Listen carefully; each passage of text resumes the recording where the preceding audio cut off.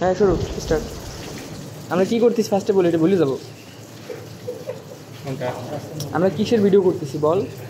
এটা হচ্ছে যে অ্যাবডোমিনাল কন্টেন্ট বা অ্যাবডোমিনাল অর্গান, সরি এগুলো ভিসেরাল অর্গান অফ গোট। এখানে অ্যাবডোমিনাল অর্গানও আছে, এখানে থোরাসিক ক্যাভিটির অর্গানও আছে। আচ্ছা ঠিক আছে, এই লাদা পানি কম ফেলাও।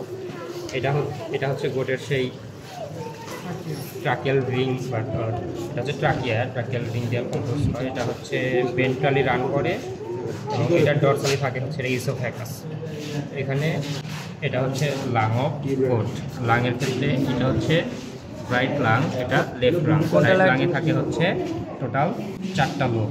এটা অ্যাপিকাল আর ক্রেনিয়াল লোব, যার 2টা পার্ট থাকে। এটা বাইফার্কেটেড বা লোবিউলেটেড লোব থাকে, 2টা পার্ট থাকে। তারপরে এটা হচ্ছে কার্ডিয়াক লোব, যেটা এই হার্টের লেভেল বরাবর থাকে, সেটা হচ্ছে কার্ডিয়াক লোব। আর এটা হচ্ছে কর্ডাল বা ডায়াফ্রাগমাটিক লোব, যেটা হচ্ছে থোরাসিক ক্যাভিটির যে কর্ডাল পার্ট ডায়াফ্রাম দ্বারা আলাদা হয়ে থাকে থোরাসিক ক্যাভিটি এবং অ্যাবডোমিনাল ক্যাভিটি, সেখানে এই লোবটা থাকে। এখন যদি আমরা আসি লেফট সাইডে যদি আসি, লেফট সাইডে হচ্ছে লাংয়ের 2টা লোব থাকে। এটা হচ্ছে অ্যাপিকাল লোব, যার 2টা পার্ট, এবং এটা হচ্ছে ডায়াফ্রাগমাটিক লোব। এই যে অ্যাপিকাল লোব আর ডায়াফ্রাগমাটিক লোবের মাঝখানে যে জায়গাটা, এটা হচ্ছে সেই কার্ডিয়াক নস। এখানে মূলত এখান থেকেই হার্টের অসকালটেশনটা নেওয়া হয়। এখন যদি আমরা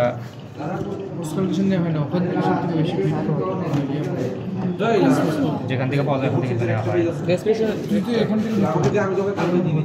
আচ্ছা ঠিক আছে, এটা হচ্ছে লিভার, এইটা হচ্ছে রুমেনের সামনে যেটা থাকে ক্রেনিয়ালি, সেটা হচ্ছে রেটিকুলাম। তারপরে এটা হচ্ছে ওমাজাম অ্যান্ড এই যে ওমাজাম, অ্যান্ড এটা হচ্ছে অ্যাপোমাজামের এইখানে একটা হার্ড মাসকিউলার স্ট্রাকচার থাকে, যেটা হচ্ছে স্ফিংটার, পাইলোরিক স্ফিংটার, যেটা হচ্ছে ওপেনিংটাকে কন্ট্রোল করে। পাইলোরিক স্ফিংটারের শেষে যেটা শুরু হয়েছে সেটা হচ্ছে ডিউটেনামের এটা হচ্ছে ডিসেন্ডিং পার্ট। এটা ডিসেন্ডিং পার্ট অফ ডিউটেনাম। কি আরেকবার বল, কি বললি আরেকবার বল, মানে কথা হচ্ছে না। আচ্ছা, এটা হচ্ছে অ্যাবোমাজামটাকে স্টোমাকের সাথে তুলনা করা হয়, এবং অ্যাবোমাজামের শেষে যে এখানে একটা হার্ড স্ট্রাকচার মাসকুলার, এটা হচ্ছে পাইলোরিক স্ফিংটার, যেটা এটার কন্ট্রোলটাকে, ওপেনিংটাকে নিয়ন্ত্রণ করে। এবং এটা হচ্ছে ডিউডেনাম।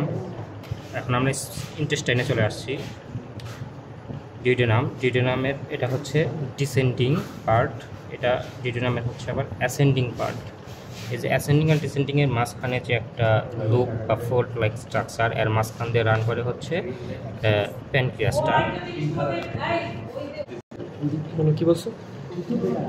এই ডিসেন্ডিং ডিউডেনাম আর অ্যাসেন্ডিং ডিউডেনাম, এই মাঝখানে যে ফোল্ড বা লুপ লাইক স্ট্রাকচার থাকে, আর ভিতরতে রান করে হচ্ছে প্যানক্রিয়াসটা ফ্রেশ কন্ডিশনে থাকে হচ্ছে ইয়েলোইশ কালার, অর্থাৎ ফ্যাটি সাবস্টেন্সের মতো দেখতে। এখানে ফিক্সেটিভে ফিক্স করার কারণে ডিসকালারেশন হয়ে সাদা হয়ে গেছে।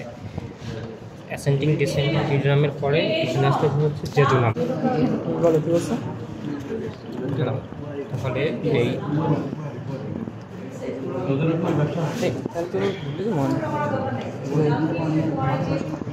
প্যানক্রিয়াসের পরে ডিউডেনাম যেখানে শেষ, সেখান থেকে শুরু হয় জেজুনাম। মূলত যে কয়েলিং বা পেঁচানো অংশগুলো, এগুলোই হচ্ছে জেজুনামটা হচ্ছে স্মল ইন্টেস্টাইনের সবচেয়ে লংগেস্ট, লম্বা লেন্দি পার্ট, এবং মেসেন্টারিক ফ্যাট দ্বারা এটা আসলে এখানে লাগানো থাকে এই লাইন বরাবর, এবং এখানে মেসেন্টারিক লিম্ফ নোডগুলো থাকে।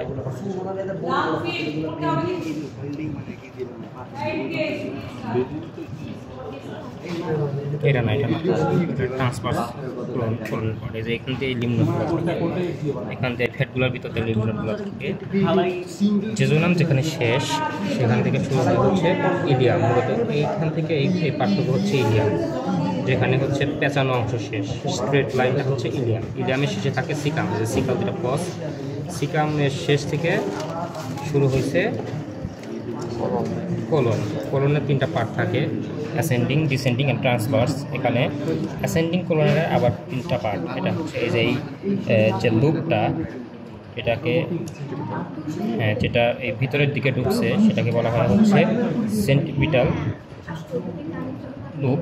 এখানে যেখানে বের হয়ে গেছে সেটা হচ্ছে সেন্ট্রিফিউগাল, আর মাঝখানে যেখানে অ্যানাস্টোমোসিস বা যেখানে আসে অ্যানাস্টোমোসিস না তো ওখানে যেখানে এসে টার্ন নিছে সেই জায়গাটাকে বলা হয় সেন্ট্রাল ফ্লেকচার।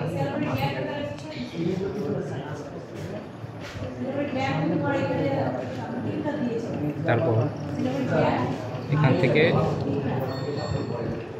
কোলন যেখান থেকে শেষ, এই কোলন এটা হচ্ছে মূলত ট্রান্সভার্স কোলন যেটা মেসেন্টারি বরাবর রান করছে।